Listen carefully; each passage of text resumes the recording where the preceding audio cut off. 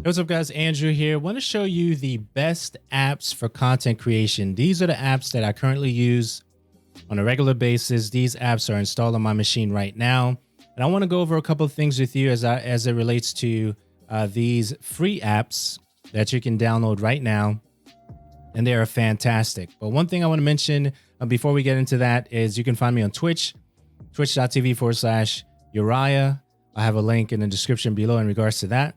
But apps, right? Do you have to pay for apps? Are there apps that are really good that you can take advantage of? One of the things I definitely want to mention as it relates to apps is this, okay?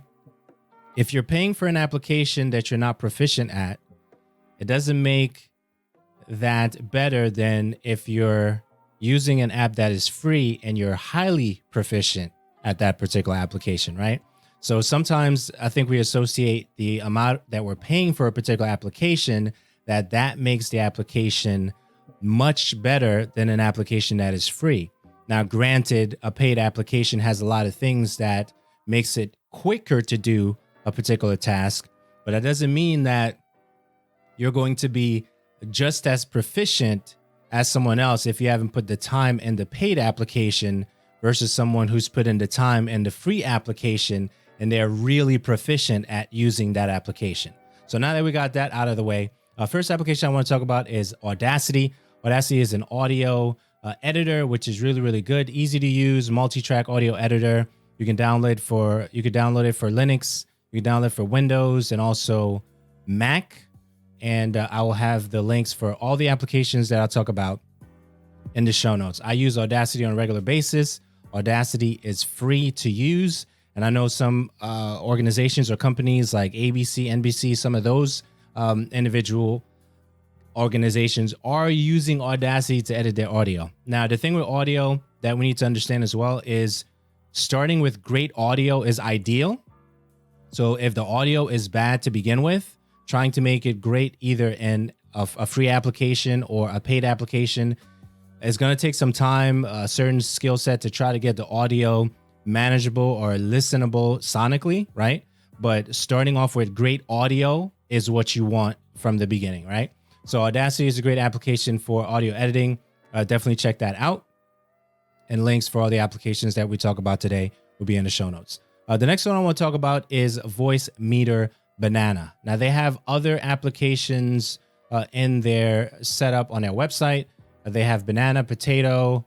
They have the regular Voicemeeter. I use Voicemeeter Banana because that application also gives me the ability to record conversations as a podcast if I wanted to do that. Now with Audacity, you could do a double ender, or if it's just you can just record yourself in Audacity, right? But this particular thing is really cool where you can actually record a conversation and use that as your podcast if you wanted to do that particular setup, right? So I want to open up Voicemeeter Banana so I could show you that, what it looks like, okay? Now, if you're a streamer, this is critical what I'm getting ready to say, so pay close attention to this. Right now, I'm running 2 headsets for my setup, right? I have a microphone, which is an hardware input 1, and I have an Astro Gaming headset, the A50, which I have in one of the inputs. So I have the mix amp setup in this input, A1, and I have the A50 setup in 2. Okay, so if you're a streamer, pay close attention to this, right? Because a lot of streamers, they'll have a headset that's running out of battery life. And then they'll say something like, hey, just give me a couple of seconds. I got to switch headsets, be right back or whatever, right? But if you're running a setup like this with Voicemeeter Banana, where you have 2 outputs, right? So right now I'm using the A50. If the A50 decide to die right now, I could just take the A50 off and put on the A40s because they're both connected to Voicemeeter Banana. So there's no need to shuffle around to do a be right back screen for like 5 minutes to make sure that you put the thing on the charger, all that stuff. You can run 2 inputs, or at least 2 outputs with Voicemeeter Banana. And that's how I'm running it. And this is how I run it right now, where I have my input here for my mic, which is the ATR 2100. and I have two outputs, the 840 and the 850. So if I feel like I want to do wireless, I'll do that. If I want to go wired, I'll do that. And it's just easy as just taking it off and putting the other one on. So that's what's going on with that. This is voice meter banana, and then we'll go to the next one. Next one is Levelator. This has been around for a long time. Levelator allows you to compress the audio where it's leveled. There's nothing worse when you're listening to either a podcast or watching a particular video on YouTube where you have to raise or lower your volume because the audio volume is inconsistent, right? So what you can do with that is, if let's say you're editing the actual audio file, you can export it as a wave from Audacity, and then from there run it through Levelator and bring all the levels up properly, right? So everything will be even as far as the gain is concerned. So when someone is listening back to that particular audio experience, they're not raising and lowering their volume. And this is essential if you want individuals to continue listening to what you're putting out, because sometimes I can have a video running in the background and I'm just listening to the audio because I could just turn off my screen on my mobile device and then just enjoy that audio experience. But if the audio experience is bad, then I probably won't return to that channel because they haven't leveled their audio in any way, shape, or form for me to enjoy that experience. So Levelator is key to doing that. It's no longer supported, but it's still great in terms of what it does, the function of just compressing the audio properly. Levelator is great for that. Okay, so definitely check that out. Next one is GIMP. Now, GIMP is for images. There are paid apps that you can do the imaging thing. I understand that Canva does have a free portion, which Canva is great as an application as well.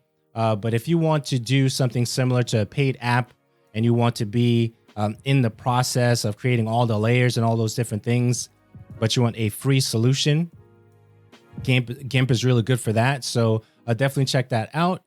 And I'll have the links in the show notes for that. Very, very solid application for creating, your images and things like that. Fantastic. Definitely check that out. Next one is the one I'm using right now to record this video. This is OBS, right? OBS is great. I use vanilla OBS for everything. I know there's other versions of OBS that you can use, but this is the one that I really enjoy. I like the fact that this is how it was packaged and sent out originally, right? By the organizations that maintain and make sure that the application runs the way it should, right? So I use regular OBS. You can get that on Windows. You can get that on Mac, and you can get that on Linux as well. And it's fantastic. I love OBS. OBS is how individuals use YouTube for streaming, Mixer for streaming, right? Twitch for streaming. Fantastic application. You can actually use it to record conversations if you wanted to do that. As far as podcasting is concerned, you could do that as well.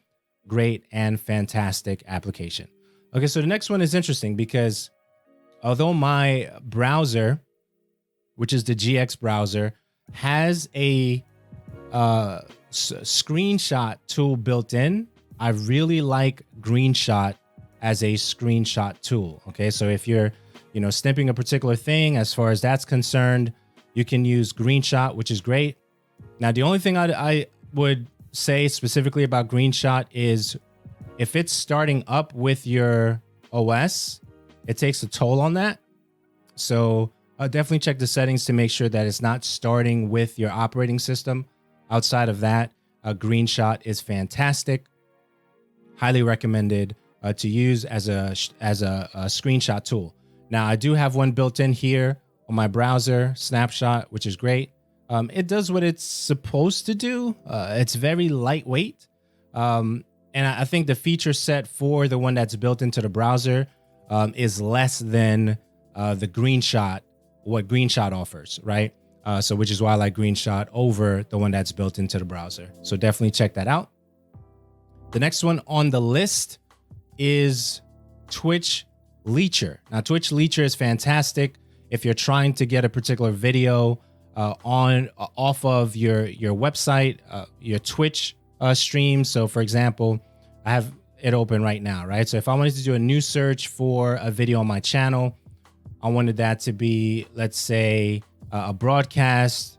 I want to look at the last 10 VODs from that, right? I could either do it by channel name. I can specifically grab the URL of that particular broadcast that took place, or the actual ID of that, right? And then once you do that, you can go to search, and then it will search out those videos. And then from there, you decide, okay, hey, this is the video that I wanted to grab. This video was recorded on January 21st. So I'll hit download on that.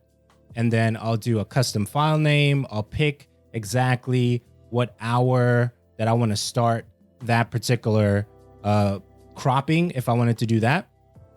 And then from there, you hit download wherever you decide to do your folder, and then you're on your way. So Twitch Leecher allows you to do that efficiently. You can get the exact section, or if you want to, you can do a highlight of whatever that is and then just pull the highlight, which makes it a little bit easier because you know exactly what you're going to cut and work with.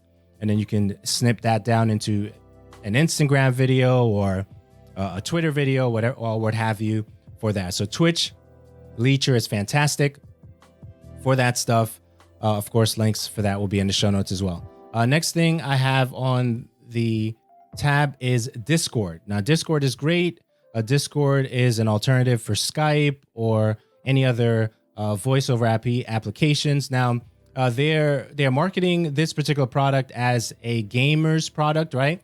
All-in-one voice and text chat for gamers that's free, secure, and works on both your desktop and phone.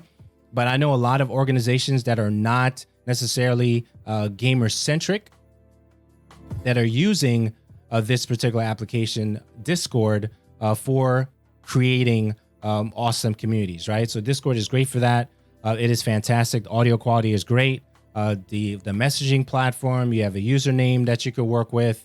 And I think I have mine open here where you can just create communities, sign up for other communities and hang out with them and things like that. So I love Discord. I use it on a regular basis. Highly recommend it for conversations as well as building communities. The next one I have on the list is, of course, I say of course because this application just has a lot of buzz around it for video editing. It has a slight learning curve. It is not necessarily a plug and play application for video editing. It is the current video editing software that I'm using right now, and it's called DaVinci Resolve, right? The current version right now is version 16. And I think that if you're paying a subscription model for a video editing software, but your proficiency is low in that software, you're really just paying for brand association, right? At that point, right? If you're just using it for little clips that you're cutting and things like that, then should you be paying what you're paying for that particular video editing software? And I'm being very generic here because I want this video to apply to not just one particular paid, video software. I want it to apply to any one that you're paying for. Now, if you're paying an ongoing subscription model, have you received value from that, right? So now DaVinci Resolve is free. It does have a learning curve. It is fantastic what it does as an application that has a free solution. So just head over to that particular website, scroll down all the way to the bottom, and you'll see DaVinci Resolve 16, which is the free version of it. And of course, you can pay a one-time fee, right, for the full version of DaVinci, and you get a lot for the free version of DaVinci Resolve. But if you want to pay one time, not a subscription model. So if you think about what you paid so far in the last, let's say 3 or 4 years for the paid video app that you're using for editing, does it equate to this amount or more? So just think about that, right? So $299 would be the amount that you'd be paying for DaVinci Resolve for the Resolve Studio 16 versus the DaVinci Resolve 16, which is free, right? And I think that should wrap up all the applications. So we talked about Audacity, Voicemeeter, Banana, Levelator. We talked about GIMP. We talked about OBS, of course, Greenshot, Twitch Leecher, Discord, and of course, DaVinci Resolve. So these are applications that I consider the best applications for content creation. And I would love to hear your thoughts on what applications you're currently using that you love, paid or unpaid. And you can also find me on Twitch, twitch.tv/Uriah. Definitely check that out. Links in the description below. Thanks for watching, and I'll see you on the next one.